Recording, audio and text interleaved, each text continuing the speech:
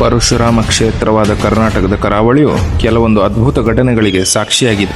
ಇದು ಉಡುಪಿ ಜಿಲ್ಲೆ ಬೈಂದೂರು ತಾಲೂಕಿನ ಗಡಿ ಭಾಗದಲ್ಲಿರುವಂತಹ ಶಿರೂರಿನಲ್ಲಿರುವಂತಹ ಒಂದು ಪುರಾಣ ಪ್ರಸಿದ್ಧವಾದಂತಹ ಧಾರ್ಮಿಕ ಶ್ರದ್ಧಾಕೇಂದ್ರವಾಗಿದೆ. ಹೆಸರೇ ಹೇಳುವಂತೆ ಸಮುದ್ರದ ಅಳಿವೆ ಪ್ರದೇಶದಲ್ಲಿರುವ ಗದ್ದೆ ಆಗಿರುವುದರಿಂದ ಅಳಿವೆ ಗದ್ದೆ ಎಂಬ ಹೆಸರು ಈ ಊರಿಗೆ ಬಂದಿದೆ.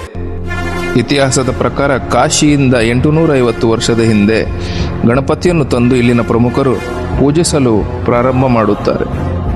1568ನೇ ಇಸುವಿಯಲ್ಲಿ ಅವ್ವರಸೆ ಎಂದೇ ಖ್ಯಾತರಾದ ಚೆನ್ನಭೈರಾದೇವಿಯು ಮಂಗಳೂರಿಗೆ ತನ್ನ ಕುದುರೆಯ ಮೂಲಕ ದೇವಸ್ಥಾನದ ಎದುರುಗಡೆ ಸಾಗುವಾಗ ಅಲ್ಲಿರುವ ಹೋಳಿನಲ್ಲಿ ಕುದುರೆ ಕಾಲುಗಳೆರಡೂ ಸಿಲುಕಿಕೊಂಡು ಯಾವುದೇ ಪ್ರಯತ್ನ ಮಾಡಿದರೂ ಅದು ಮೇಲೇಳಲು ಸಾಧ್ಯವಾಗದ ಸಮಯದಲ್ಲಿ ಚೆನ್ನಭೈರಾದೇವಿಯು ಇದೇ ಶ್ರೀ ಮಹಾಗಣಪತಿ ದೇವರಲ್ಲಿ ಭಕ್ತಿಯಿಂದ ಪ್ರಾರ್ಥನೆ ಮಾಡಿ ನಿರೀಕ್ಷೆಗೂ ಮೀರಿ ಕಾರ್ಯ ಸಾಧನೆಯಾದ ಕಾರಣವಾಗಿ ತನ್ನ ಹರಕೆಯನ್ನು ಸಲ್ಲಿಸಿ ತಾನು ಕುದುರೆಯೇರಿರುವ ಬಿಂಬವನ್ನು ದೇವಸ್ಥಾನದಲ್ಲಿ ಸ್ಥಾಪಿಸುತ್ತಾರೆ ಹಾಗೂ ಇಲ್ಲಿ ನಿತ್ಯ ಪೂಜೆ ಹಾಗೂ ಸೇವೆಗಳನ್ನು ಮಾಡಲು ಆದೇಶಿಸುತ್ತಾರೆ.